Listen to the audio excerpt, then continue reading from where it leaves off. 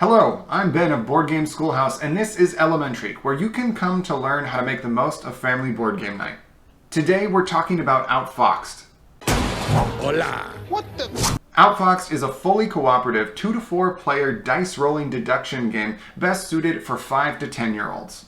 This is perhaps the best board game for kinder through second graders that I have ever played.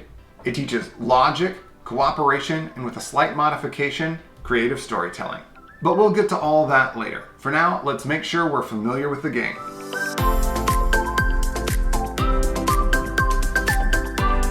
The premise of the game is this. A wily fox has stolen poor Mrs. Plumpert's pot pie, and players must act together as a team of chicken investigators to find out who done it before the fox escapes.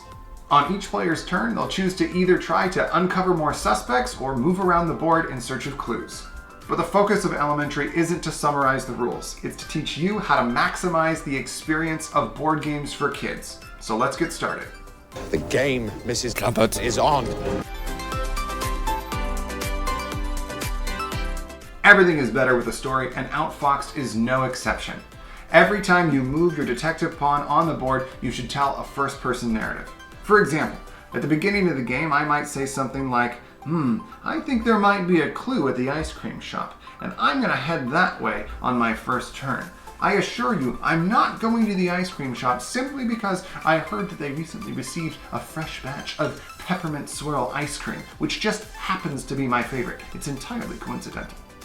Now, you don't need to make this a rule. If you do it and are having fun with it, the kids will follow suit. If they aren't narrating, don't pressure them. A lot of kids might just need extra time to feel really confident about what's going on in the game and hear lots of examples from you first. You'll also want to tell a story anytime you arrive at a clue location. For example, let's say on my next turn, I arrive at the ice cream shop. I might say something like, when I arrived at the ice cream shop, the first thing I did was order a single scoop of peppermint swirl. The squirrel who was working there dished it up in my very favorite type of waffle cone. And then he put a candy cane in my ice cream and winked. I knew he was telling me something about candy canes and the pot pie thief, and I realized the pot pie thief must have a cane.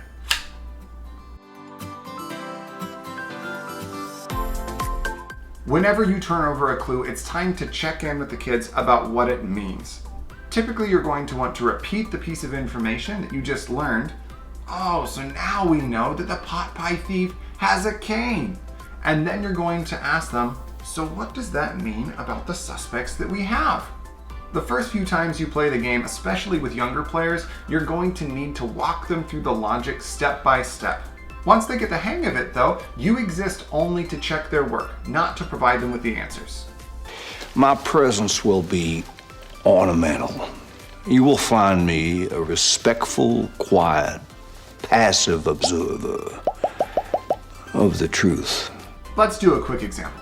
So, now that we know the pot pie thief has a cane, that means anybody who doesn't have a cane couldn't be the pot pie thief. I see that Beatrice doesn't have a cane. That means she couldn't be the one who stole Mrs. Plumpert's pot pie. Thanks for not stealing the pie, Beatrice. You can go back in the box. I see that Henry does have a cane. Does that mean Henry's the pot pie thief? We don't know yet, do we? We need more information.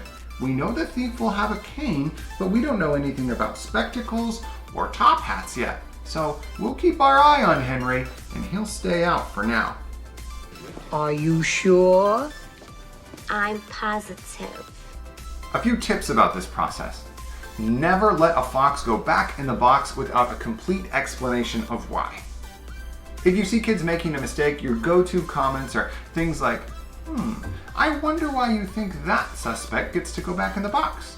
Or something like, have we learned anything about canes yet this game? If you're playing with more than one child, it's a good idea to set expectations about who gets to answer your questions and who gets to provide the logic for why a fox goes back in the box.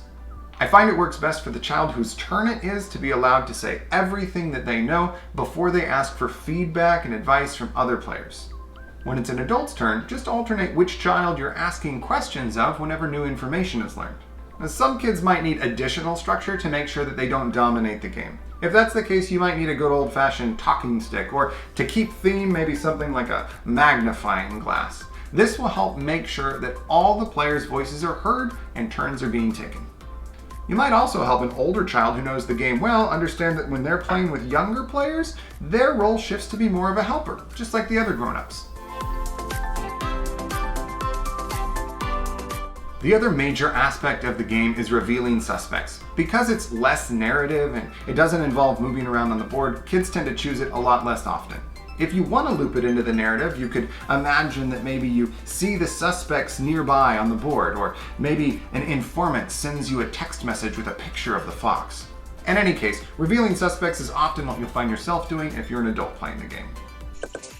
Wait for the fox! When you reveal suspects, turn them over one at a time and face them towards the child who you're going to ask the following question. Who is it? Children who aren't reading yet will soon learn to recognize the foxes if you sound out their names. For example, Edith. After you've established who the fox is, ask the following question. Could Edith be the pot pie thief? All the same tips that we talked about before about providing all the logic and reasoning for if a fox stays out on the table or goes back in the box apply to this step as well. And make sure that you remember your questioning strategies if you see a kid making a mistake. You've made a huge mistake. Spatial reasoning is a real trick, as it turns out, and things that are obvious to your brain are complete alien concepts to kids. You can't rush spatial reasoning, but you can encourage its growth. Encourage kids to count out their path before moving. Don't stress if they're not perfectly efficient. Instead, on your own turn, model the thinking you'd like to see them display on their turns. For example, let's say that I'm at the ice cream shop and can move 4 spaces. I might say something like, I was really hoping I could go to the carousel next, but it looks like I can't make it in 4 moves. I wonder if there's another clue location that I could go to in 4 moves. I see I could make it to the cafe or to the lake. There are other investigators that are near the cafe, so I think I'll move down to the lake and have a nice boat ride. You're going to want to remind kids that in order to catch the pot pie thief before they escape, investigators will have to work together as a team. Whatever comes out of these gates, we've got a better chance of survival if we work together. Be prepared to help kids work together, especially when it comes to moving around on the board and keeping track of where other players are. Now, sometimes a player might find themselves in a situation where they're in the corner of a map and there are no nearby locations that don't have unrevealed clues on them. If this happens to a younger player, they might have a really hard time seeing that it's better for them to try to reveal suspects than to continue searching for clues. Remember that it's ultimately each player's choice what they do on their turn, and be careful not to accidentally make a kid feel bad for their choice when you're encouraging them to think about what the team needs most. Use rolling the dice as an opportunity to talk with kids about probability and luck. In Outfoxed, the odds of rolling all 3 dice and getting a matching set are 1 in 8. If you're rolling 2 dice, the odds are 1 in 4. And if you're only rolling a single die, the odds of getting what you're looking for are 1 in 2. Oh, and if anyone ever rolls all 3 double paws in a single roll, the odds of that are only 1 in 216. Make sure kids understand that there is no skill involved in rolling dice. This might seem like a subtle thing, but it's very important, especially for younger kids who might feel like they're doing something wrong or aren't good at the game for something that's completely outside of their own control. Also, I suggest you use a dice tray or the box lid to roll in. Make it clear to kids that if they roll the dice and one of them is cocked, they need to re-roll that die. Or if any of the dice bounce out, then they need to re-roll those as well. Lastly, if a player forgets to say what they're rolling for, they'll need to re-roll the whole pool no matter what. It's important to build that integrity early on with kids. There are 2 ways to be sure of whodunit in Outfoxed.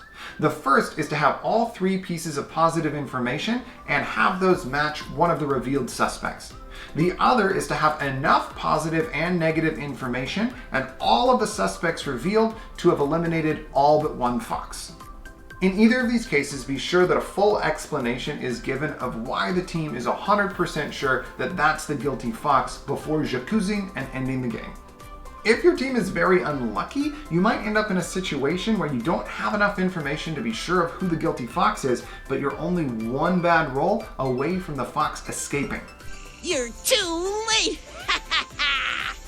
If that's the case, then the team has to make a difficult decision. Risk the fox escaping while you look for more information, or make a guess and hope for the best. Also, we like to add at our table that if we catch the guilty fox, that they give the pie back and they apologize and they say they're never going to do it again. At your table, it might be different. I don't know, maybe Mrs. Plumpert cooks the guilty fox into the next pie. You do you. Oh, man!